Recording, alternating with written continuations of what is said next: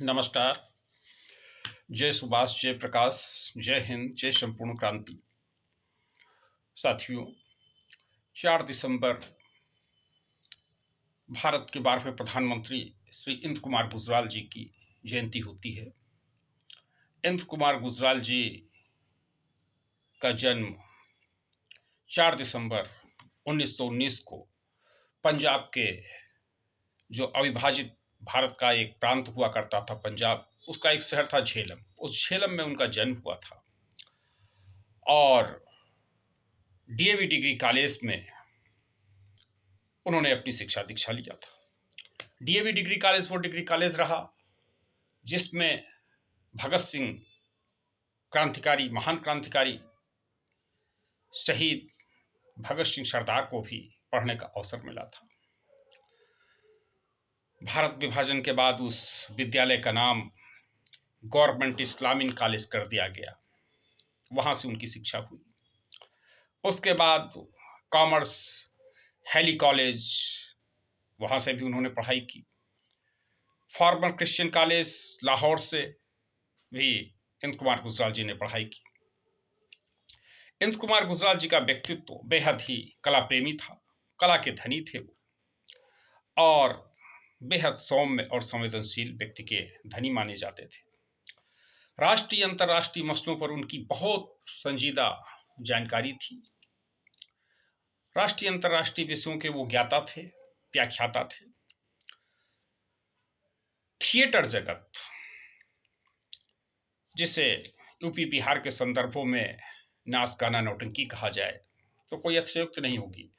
उस थिएटर जगत के वह भी विद्वान थे। थिएटर को लेखन के लिए उनको जाना जाता है, थिएटर की समीक्षा के लिए जाना जाता है और थिएटर के लेखन और समीक्षा पर उनकी बहुत मजबूत पकड़ थी।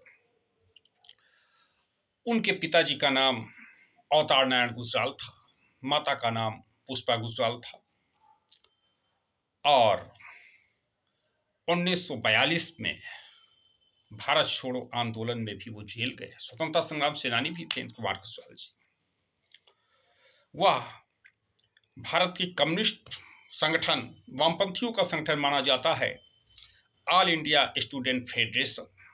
उस ऑल इंडिया स्टूडेंट फेडरेशन के जनरल सेक्रेटरी भी इंद्र कुमार गुजराल जी रहे और उनका प्रारंभिक जीवन एक वामपंथी के रूप में रहा। वामपंथ के बहुत अच्छे जानकार, समझदार थे, वामपंथ के प्रति समर्पित थे। उनकी शादी कवित्री शीला भसीन के साथ हुई।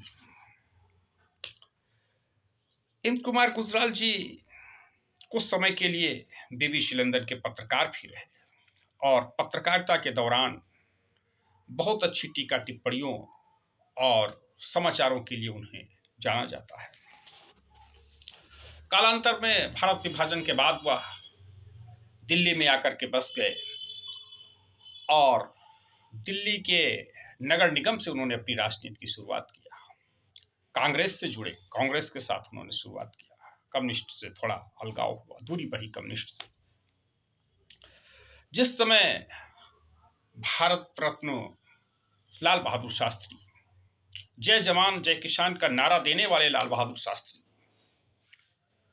ताशकंद में नहीं रहे, उसके बाद परिस्थिति बनी कि अब इस देश का, भारत का प्रधानमंत्री कौन बने। उस समय कांग्रेस के ज्येष्ठ श्रेष्ठ नेता हुआ करते थे के कामराज। हालांकि के कामराज के बारे में कहा जाता है कि वह बहुत पढ़े लिखे नहीं थे, साधारण शिक्षा ही उनको प्राप्त थी, अनौपचारिक रूप से। तमिलनाडु के थे के कामराज जी। तो के कामराज जी ने उत्तर प्रदेश के उन्नाव जनपद के मूल निवासी उमाशंकर दीक्षित और इंद्र कुमार गुजराल को एक जिम्मेदारी सौंपी कि आप प्रधानमंत्री बनाने का मसौदा तैयार कीजिए। इंदिरा जी को प्रधानमंत्री बनाना है। इंद्र कुमार गुजराल और उमाशंकर दीक्षित जी लग गए। उमाशंकर दीक्षित की पत्नी शीला दीक्षित, उनके बेटे संजय दीक्षित। ये सब इसलिए याद आते हैं कि मैं भी उन्नाव का हूँ उगू इनका पुस्तैनी गांव पड़ता है। संजय दीक्षित जब कब आते भी रहते हैं, भेंट होती रहती है। जब इंदिरा गांधी प्रधानमंत्री बन गई तो श्री इंद्र कुमार गुजराल जी उस समय सूचना एवं प्रसारण मंत्री बनाए गए। सूचना और प्रसारण मंत्री के तौर पर एक को बेहतर मंत्री के रूप में उनको जाना जाता है, और एक घटनाक्रम से वो बेहद लोकप्रिय हुए, बेहद जाने गए। वो दौर चल रहा था जब इंदिरा गांधी पूरे भारत में अपने आप को स्टेब्लिश करना चाह रही थी, और उनकी कमान उनके छोटे बेटे संजय गांधी ने संभाल रखी थी। संजय गांधी में सामंतवाद की बू आती जा रही थी। वो यही चाहते थे कि हर प्रकार से जैसे भी हो हमारा हस्तक्षेप बना रहे, भारत की सत्ता पर अनंत काल तक हम राज करते रहे। तो उन्होंने संकेत दिया, उन्होंने गुजराल साहब से कहा भी, कहलवाया भी कि जो समाचार जाया करे उसे एक बार हमें दिखला दिया करिए। तो फिर ये बात उन्होंने गुजराल साहब से भी कही। तो गुजराल साहब अपने अक्खड़ स्वभाव के लिए भी जाने जाते हैं, अपनी निर्भीकता और स्पष्टता के भी साथ जाने जाते हैं। इंद्र कुमार गुजराल जी ने स्पष्ट मना कर दिया। उन्होंने बोल दिया कि संजय, तुम मेरे बेटे की उम्र के हो, और मैं जो कुछ भी तुम्हारी बात सुनूंगा, आदेश मानूंगा, वो तुम्हारी माता जी का आदेश मानूंगा, तुम्हारा नहीं मानूंगा। फिर क्या था, संजय गांधी भी उससे गुस्सा हो गए, नाराज हो गए, लालम लाल हो गए, और इंदिरा गांधी को मजबूर होकर उन्हें अपने मंत्रिमंडल से, उन्होंने तो हालांकि गुजराल जी ने मंत्रिमंडल से हटने का मन बना लिया था, त्यागपत्र देने का मन बना लिया था, परंतु उनको रसा भेज दिया गया और मॉस्को में उन्हें रूस के राजदूत की जिम्मेदारी दी गई। इंद्र कुमार गुजराल जी को तमाम राष्ट्रीय अंतर्राष्ट्रीय मसलों के लिए जाना जाता है, और राष्ट्रीय अंतर्राष्ट्रीय मसलों पर एक बेहद मजबूत पकड़ थी उनकी। इस प्रकार से एक ऐसी स्थिति बनी कि आपातकाल आ गया। आपातकाल से खुश नहीं थे इंद्र कुमार गुजराल जी, उन्होंने विरोध दर्शाया अपना इंद्र कुमार गुजराल के साथ में। कालांतर में फिर 12 जून 1975 को जस्टिस जगमोहन लाल सिन्हा का निर्णय आता है, जब राज नारायण जी रायबरेली लोकसभा क्षेत्र से चुनाव हारने के बाद उन्होंने एक रिट इलाहाबाद हाई कोर्ट में किया था। कई जस्टिस उससे बचते रहे, लेकिन अंतोगत्वा इलाहाबाद के मशहूर जस्टिस जगमोहन लाल सिन्हा ने उस पर निर्णय दिया, और इंदिरा गांधी, तत्कालीन प्रधानमंत्री इंदिरा गांधी का चुनाव निरस्त कर दिया रायबरेली से। उसका परिणाम यह हुआ कि पूरे देश में जेपी मूवमेंट की शुरुआत हो ही गई थी। 5 जून 1974 को लोकनायक जयप्रकाश नारायण जी ने पटना के विराट गांधी मैदान में संपूर्ण क्रांति का नारा बुलंद कर दिया था। पूरे देश में आंदोलन फैल रहा था। 24 जून के एक रैली किया था जयप्रकाश जी ने दिल्ली में रामलीला मैदान में, और वह रैली करने के बाद गांधी प्रतिष्ठान में वो रुके हुए थे। तभी रात को उनको गिरफ्तार कर लिया गया, और 25 जून की रात में आपातकाल की घोषणा कर दिया गया। गुजराल जी रूस में ही रहे, राजदूत ही थे। उसके बाद फिर ऐसी स्थिति आती है कि वो कांग्रेस से हट जाते हैं, कांग्रेस से त्यागपत्र देते हैं, और कालांतर में जनता दल को ज्वाइन करते हैं। 11 अक्टूबर 1988 को लोकनायक जयप्रकाश नारायण की जयंती पर जनता दल का पुनर्गठन हुआ। जनता पार्टी से पार्टी शब्द हटाया गया, अंग्रेजी शब्द था, हिंदी शब्द लाया गया। चंद्रशेखर और बीपी सिंह, मधु दंडवते, देवीलाल, इस प्रकार के तमाम लीडर रहे जो उसके कारवां को साथ लेकर के चलने वाले लोगों में रहे। एस आर बोहमई जी भी रहे उस समय। थोड़ी बहुत मैं भी लगा रहा, चूँकि 87 में जब इलाहाबाद का उपचुनाव हो रहा था, तो 87 में मैं इलाहाबाद में पढ़ रहा था, तो इस नाते 87 का जो उपचुनाव हो रहा था, जिसमें कांग्रेस से सुनील शास्त्री कैंडिडेट थे और कांशीराम जी भी वहाँ से चुनाव लड़ रहे थे बहुजन समाज पार्टी से। उसी समय पट्टी का भी एक चुनाव हो रहा था प्रतापगढ़ से, तो मैं पट्टी में भी सक्रिय रहा था और रामसमुच जी के साथ, वो बहुजन समाज पार्टी के राष्ट्रीय महामंत्री होते थे, और इलाहाबाद में भी सक्रिय रहा था। उस समय कानपुर के हरिकिशन श्रीवास्तव जी का भी बड़ा रोल रहा था बीपी सिंह को चुनाव जिताने में। उसके बाद जनता दल की सरकार बनती है, तो जनता दल से चुनाव लड़ने की जब स्थिति आती है, तो इंद्र कुमार गुजराल जी ने जालंधर को चुना। जालंधर डीएवी कॉलेज का जब बंटवारा हुआ, तो भारत में जो हिस्सा आया डीएवी कॉलेज का, उसकी स्थापना जालंधर में की गई। इंद्र कुमार गुजराल जी ने जालंधर को चुना, चुनाव मैदान में गए। जालंधर के जनमानस ने इंद्र कुमार गुजराल को भी अपना नेता चुना, सांसद बना करके दिल्ली भेजा। वो दिल्ली आते हैं सांसद बन करके, बीपीसी के मंत्रिमंडल में पूरा विदेश मंत्री बनते हैं। बहुत जल्दी विश्वनाथ प्रताप सिंह जी की सरकार की विदाई हो गई। अंतोगत्वा फिर चंद्रशेखर जी प्रधानमंत्री बने। उसके बाद पीवी नरसिम्हा राव जी प्रधानमंत्री बने 5 साल के लिए। 91 में कांग्रेस के प्रधानमंत्री रहे। 96 में फिर संयुक्त मोर्चा की सरकार बनती है। कांग्रेस सरकार बनाने में कामयाब नहीं होती है, भाजपा उतनी मजबूत नहीं हुई थी। जनता दल की सरकार बनती है, कांग्रेस समर्थन देती है। एस.टी. देवगौड़ा जी इस देश के प्रधानमंत्री बनते हैं।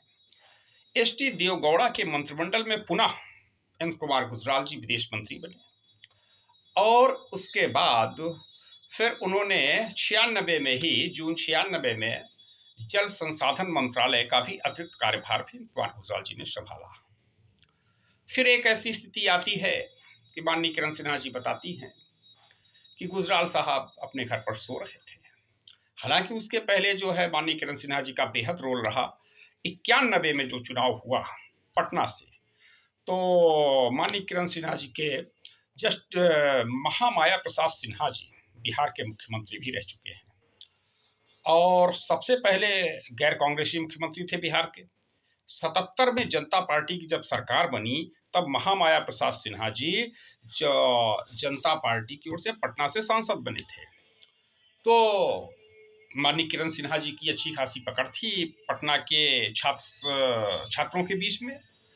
तो 91 में उनकी बीच किरण सिन्हा जी की इच्छा थी कि पटना से चुनाव लड़िए, और उनके पास एक बड़ा जनाधार था, उन्होंने उनको चुनाव लड़ाया। लालू यादव का भी विशेष योगदान रहा था 91 का चुनाव लड़ाने में। वह चुनाव जीत गए। जीतने के बाद उसका चुनाव, लोकसभा का चुनाव निरस्त कर दिया गया था हालांकि, लेकिन उनके जीतने की घोषणा हो गई थी।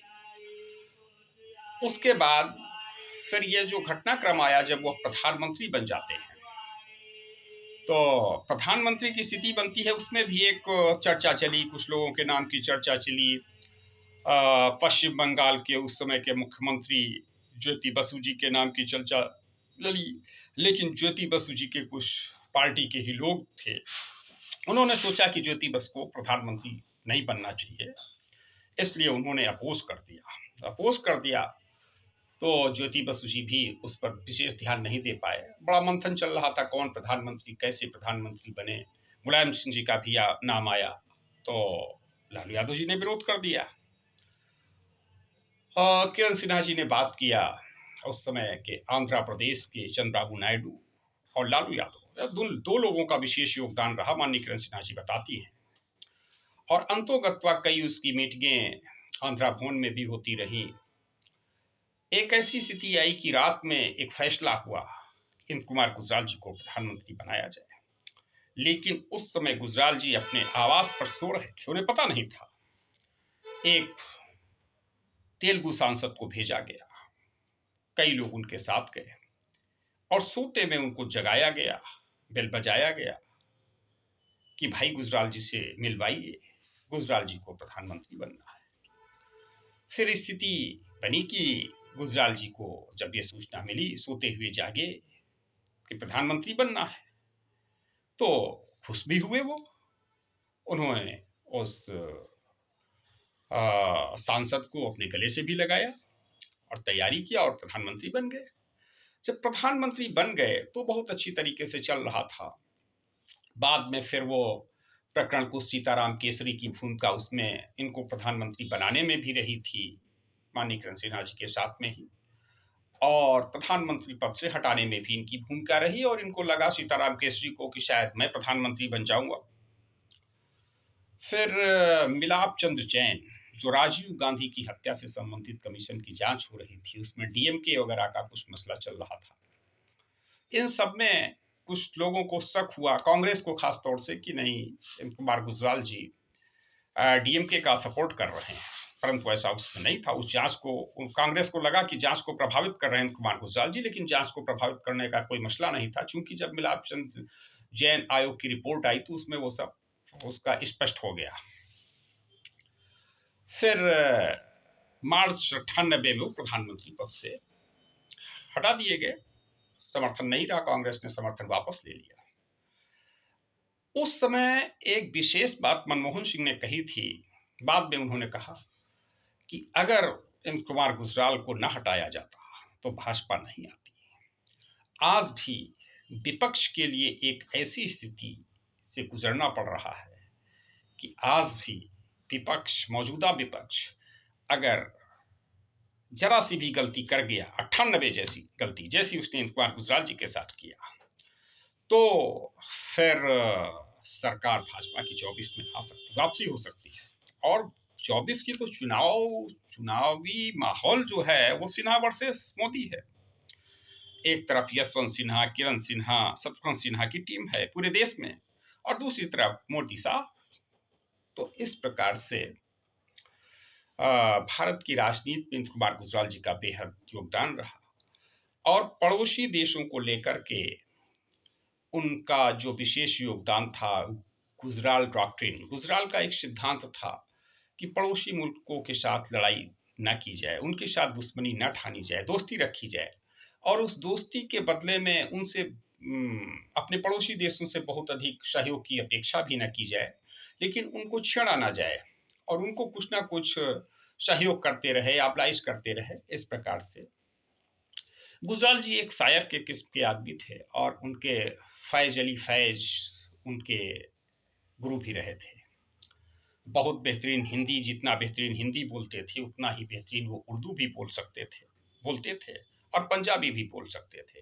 हिंदी, उर्दू, पंजाबी, अंग्रेजी के वो माहिर थे, और विदेश में जाकर के तो रशिया वगैरह भी, विदेशी भाषा रशियन वगैरह के भी जो है बहुत अच्छे एक्सपर्ट बन गए थे।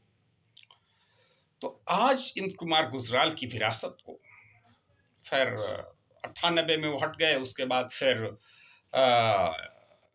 उन्होंने अपना इंद कुमार गुजराल पार्टी बनाई 98 में, 11 अक्टूबर 98 को। उसके बाद फिर कुछ लोग एक साथ बैठे, जॉर्ज फर्नांडिस, समता पार्टी के जनरल जॉर्ज फर्नांडिस जी, कर्नाटका के मुख्यमंत्री रह चुके लोक शक्ति पार्टी के रामकृष्ण हेगड़े जी, और जनता दल की ओर से एक धड़ा था शरद यादव जी। सब लोग बैठे और ये निर्णय हुआ कि नहीं, अब सब लोगों को मिल के काम करना चाहिए। तो समता पार्टी जॉर्ज फर्नांडिस की, लोक शक्ति रामकृष्ण हेगड़े की, जनता दल इंद कुमार गुजराल साहब का, और शरद यादव जी, ये सब मिल करके यूनाइट हुए, और वहीं से जनता दल यूनाइटेड बन गया। और फिर आगे के चुनाव में एक सक्रिय राजनीति से एम कुमार गुजराल जी दूर हो गए, और माननीय किरण सिन्हा जी, जो एम कुमार गुजराल जी की मुंहबोली बेटी रही, उनका भी सामाजिक सरोकार तो बहुत बड़ा रहा। किसान आंदोलनों में संघर्ष, मजदूर आंदोलनों में संघर्ष, अनुसूचित जात जनजात के लिए संघर्ष करना, अन्य पिछड़ा वर्ग के लिए संघर्ष करना, मंडल कमीशन लागू कराने में भी माननीय किरण सिन्हा जी का बहुत बड़ा योगदान रहा। लेकिन सक्रिय राजनीति में अपना इन्वॉल्वमेंट नहीं रखा, क्योंकि माननीय किरण सिन्हा जी एक सच्ची सर्वोदयी हैं, अंतोदयी हैं, और लोकनायक जयप्रकाश नारायण की संपूर्ण क्रांति को आगे बढ़ाती हुई एक बेहतर किरदार हैं। तो सक्रिय राजनीति से दूर रही, और आज माननीय किरण सिन्हा जी इंद्र कुमार गुजराल के मिशन को आगे बढ़ा रही हैं। इंद्र कुमार गुजराल जी के जो चाहत थी, जो मूवमेंट था उनका, पड़ोसियों के साथ अच्छे संबंध, देश में जातवाद से हट करके, सांप्रदायिकता से हट करके विकास किया जाए, साथ रहा जाए, मेलजोल की भावना के साथ रहा जाए, उन सब पर माननीय किरण सिन्हा जी बहुत अच्छा काम कर रही हैं। और वो जनता दल इंद्र कुमार गुजराल की राष्ट्रीय अध्यक्ष भी हैं। आज पुनः देश को संपूर्ण क्रांति के रास्ते पर ले चलना है।